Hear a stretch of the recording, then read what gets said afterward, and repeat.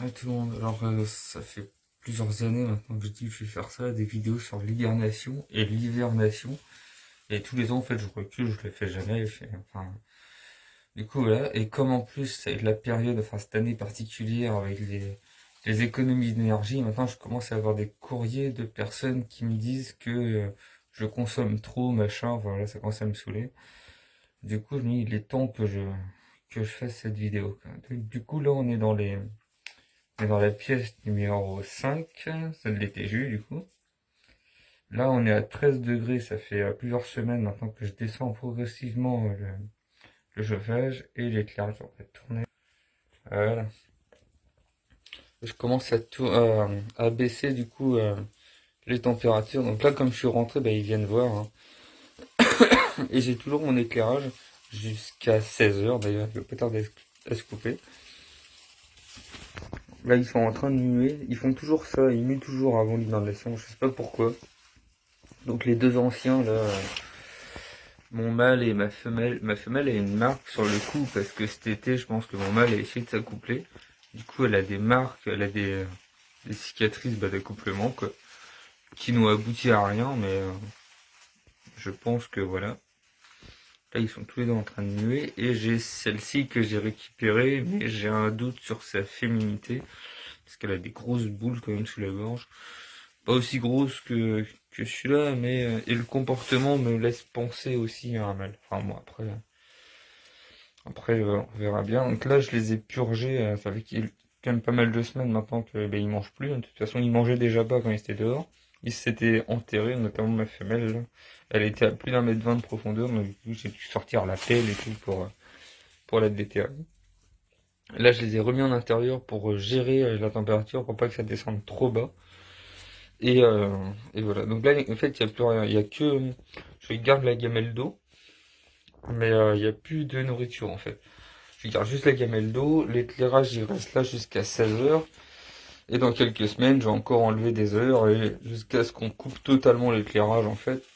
J'ai mis des feuilles qui commencent à. En fait, j'avais prévu ça. D'habitude, ils accumulent des feuilles dans leur cachette, mais là ils ont toujours pas fait. Donc ils feront peut-être plus tard. Bon, dans le doute, là, c'est toujours. J'ai toujours prévu de faire ça au cas où, quoi. Et donc, eux, ils vont aller jusqu'à 12. C'est la température à laquelle je descends. Je descends pas en dessous de 12.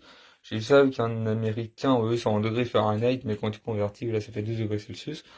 Et qui disait que c'était dangereux. Alors, c'est pas Sarah Curie, parce que j'échange aussi avec elle de temps en temps, mais là, c'était, je sais plus son nom. Me souviens plus. Mais bon, il fait beaucoup de TJU, beaucoup de sélection de TJU. Il fait des platiniums, il fait des hybridations entre du rouge et du noir et blanc, du bleu. Enfin, il a pas mal de TJU en extérieur chez lui. Et voilà. Du coup, lui, il va pas en dessous de 12 en fait. Et, du coup, bah, je me suis calé là-dessus, je suis comme lui, hein. J'ai rien inventé, je me cale aussi sur d'autres, hein. Donc voilà.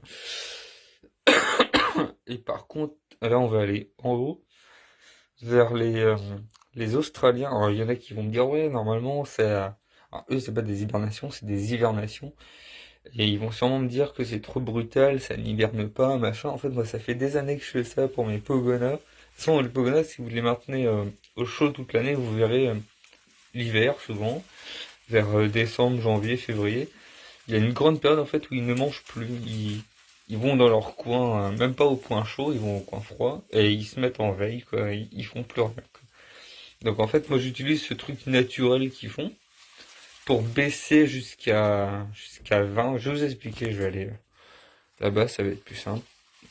On va sortir par la pièce 4. Par contre là oui, je vais être obligé de chauffer parce que eux ils ne dorment pas du tout. Ils vont rester au chaud tout l'hiver. Donc oui, je consomme, mais chez moi il n'y a pas de chauffage en fait. Mes radiateurs sont tous coupés. Je suis voilà, j'ai pas de température excessive non plus. Il n'y a que certaines pièces, comme ceux-là où j'ai pas le choix et j'ai plus de lieu de résidence. C'est un établissement d'élevage. Donc avec la loi qui fait dans les habitations, faut pas dépasser 18 machin. Et ben moi j'ai plus de maison. Donc voilà, les gens allaient vous faire. Enfin voilà quoi.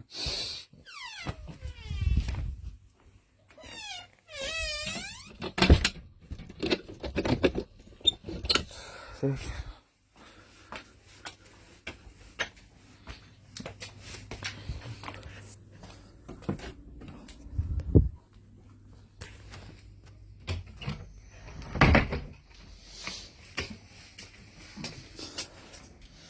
Si on bascule du coup dans la pièce numéro 1, où il fait 22 degrés, sans chauffage. Et du coup, on va vérifier. Là, on a un Pogona qui a mangé récemment, il est là-bas dans sa boîte, au point froid. Donc lui, il a mangé il n'y a pas longtemps. Donc, il a toujours eu un éclairage jusqu'à 21h. Par contre, si je ne chauffe qu'à 40 au lieu de 45, je commence à le baisser. Parce que comme c'était la semaine dernière, la dernière fois qu'il a mangé. Du coup, là, il est purgé. En fait, normalement, il n'y a plus rien.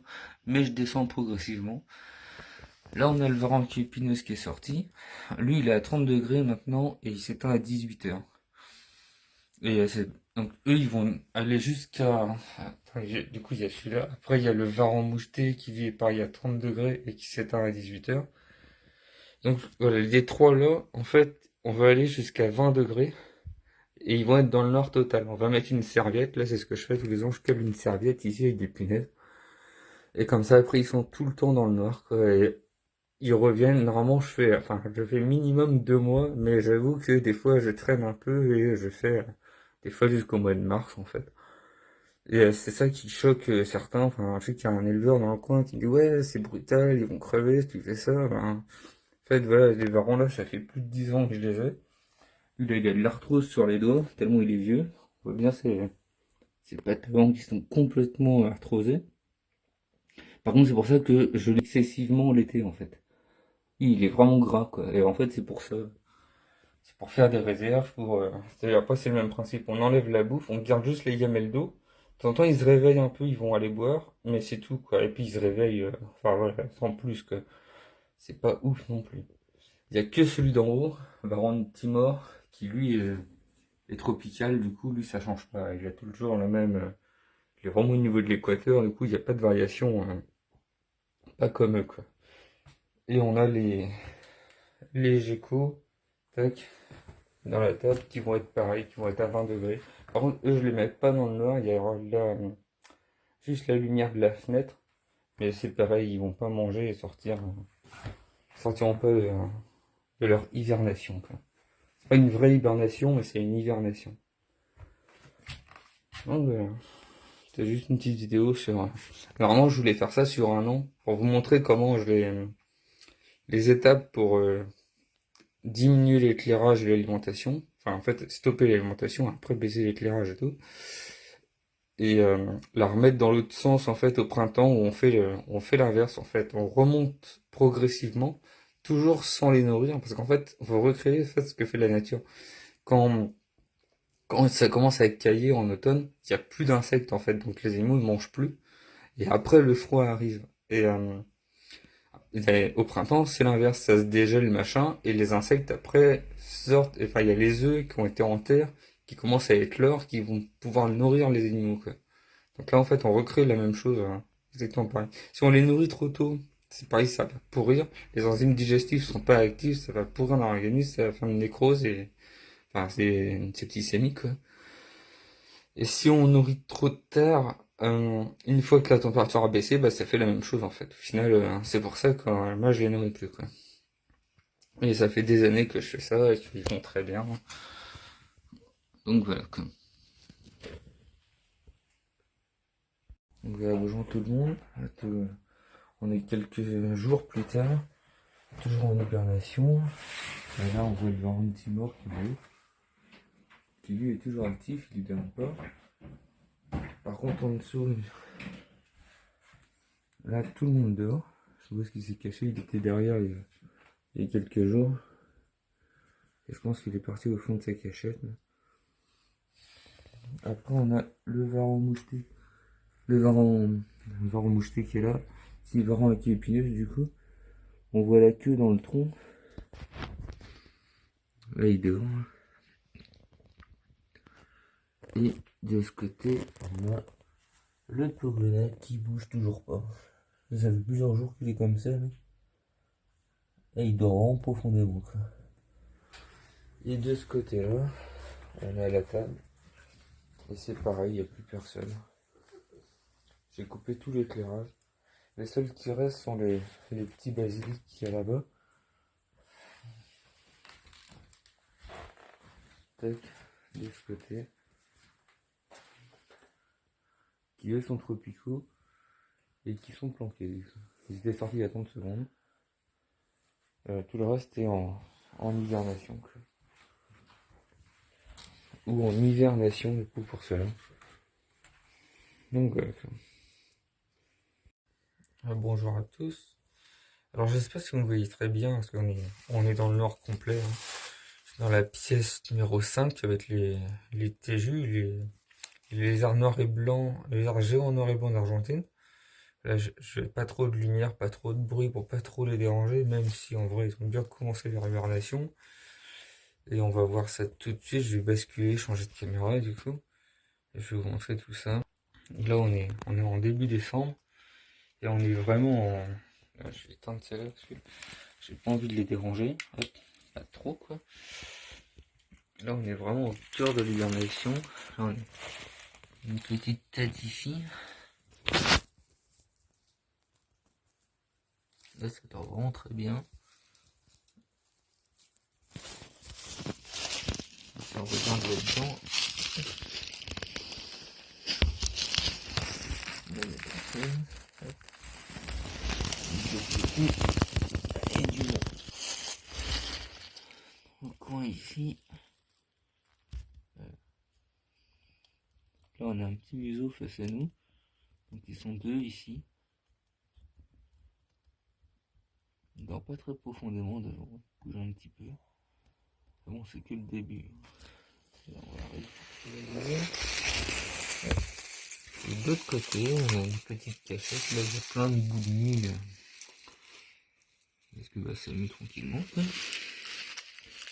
Et là, il demande aussi. Alors, ils dorment vraiment en rond, comme un peu comme des félins, quoi. C'est marrant, ça se lève vraiment comme un chat, quoi. C'est assez marrant à observer. Donc, voilà, eux, ils vont pas sortir d'hibernation. Là, c'est une vraie hibernation.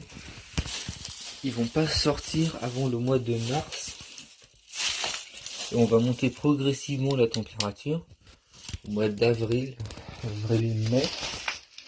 On va pouvoir commencer à les nourrir, mais pas avant. Avant que les... En fait, le problème des enzymes digestives, j'ai du mal. Les enzymes, en fait, fonctionnent avec la température corporelle. Et nous, on s'en fiche en tant que mammifères parce qu'on est toujours à la même température constante. Mais le problème, c'est que eux, ce n'est pas le cas. Donc, en fait, si les enzymes ne sont pas actives, si elles ne sont pas chaudes, la nourriture va rester du coup dans l'organisme. C'est ce que je vous expliquais en première partie de vidéo. Et c'est là que bah, tout va pourrir dans l'organisme. Donc c'est le cas avant l'hibernation, en automne, c'est pour ça qu'on les purge, mais c'est aussi le cas au printemps en sortie d'hibernation. Et c'est pour ça qu'il est important de les chauffer avant de les nourrir. Sinon la nourriture va se stocker, comme je vous le disais. De toute façon, généralement, c'est pas trop mal foutu. Quand ils voient qu'il fait pas encore assez chaud, ils refusent de manger de toute façon. Généralement, ils sont pas trop cons. Et ils refusent de s'alimenter. Et c'est pareil, il faut aussi augmenter progressivement. Quelques années, j'ai perdu un lézard géant à cause de ça. J'ai augmenté trop vite ma température. Et les bactéries et tout se sont toutes réveillées en même temps. Lui, il s'est réveillé moins vite. Et malheureusement, ça lui a été fatal. Ça, c'est vraiment un moment charnière, là. L'hibernation et la sortie d'hibernation, c'est vraiment des moments très difficiles. Et ça n'est applicable aussi qu'aux animaux en bonne santé. Je vous ai montré mes varans en haut qui hivernent. Et je sais que mon varan avec punaise, il est très vieux. Mais il se porte bien, il est très gras. Et du coup, je me dis, bah, je vais le faire quand même hiverner parce que je sais qu'il est en bonne santé. Puis de toute façon, il se couche naturellement. Donc, il n'y a pas de raison que, voilà, que ça se passe mal, quoi.